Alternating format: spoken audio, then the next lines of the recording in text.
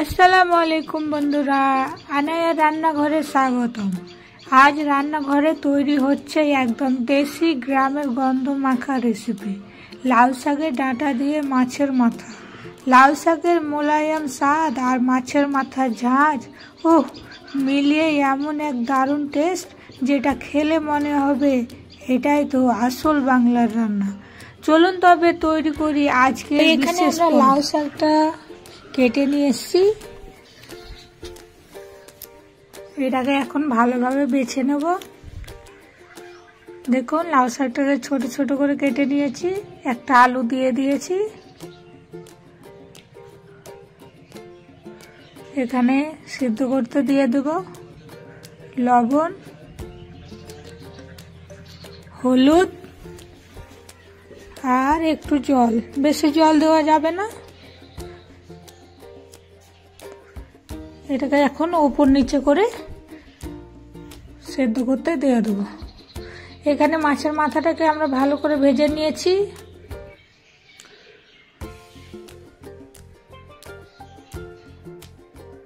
দেখুন বন্ধুরা, আমাদের লাউ শাকের ডাঁটাগুলো সিদ্ধ হয়ে গেছে।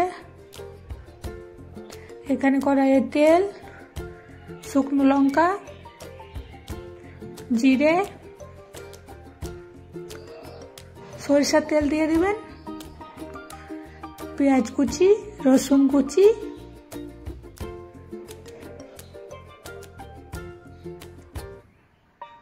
এটাকে ভালো করে লাল করে ভেজে নেবেন। এখানে দিয়ে দিয়েছি আদা রসুন বাটা, এটাকে আবারও ভেজে নেব। হলুদ গুঁড়ো, জিরের গুঁড়ো, শুকনো লঙ্কা গুঁড়ো,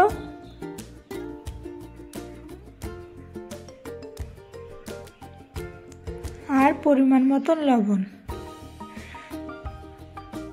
আগেই যেহেতু লবণ দিয়েছি তাই একটু কম করে লবণ দিয়ে দেবেন। এটাকে আবারও কিছুক্ষণ ভেজে নেব।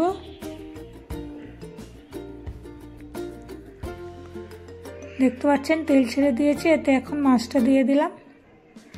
মাছটাকে ভালোভাবে কষে নেব।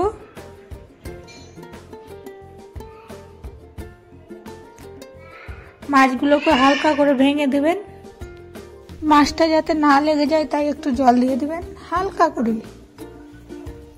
এটাকে আবার একটু কষে নেব।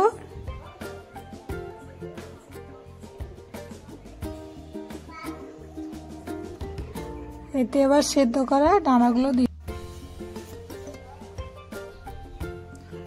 এটাকে এখন ভালোভাবে মিশিয়ে নেব। ভালো করে উপর নিচে করে দেবেন।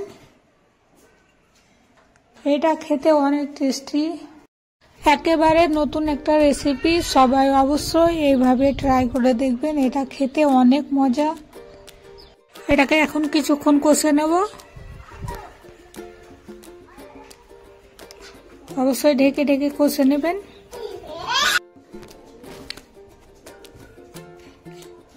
এটা আমাদের এখন কষানো হয়ে গেছে, এতে জল দিয়ে দেবো। বেশি জল দেবেন না, আগেই আমরা এগুলো সিদ্ধ করে নিয়েছি। আবারও ঢেকে দিলাম কিছুক্ষণের জন্য, প্রায় 10 মিনিট পর আবার দেখে নেবেন একবার। দেখুন এটাকে এখন বন্ধ করে নেব, এটা হয়ে গেছে।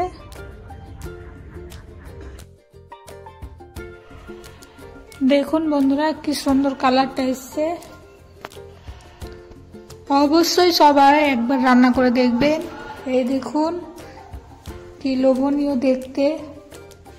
তো বন্ধুরা, আমার ভিডিও ভালো লাগলে অবশ্যই একটি লাইক দিবেন, চ্যানেলটিকে সাবস্ক্রাইব করে সাথে থাকা বেল আইকনটি বাজিয়ে দিবেন।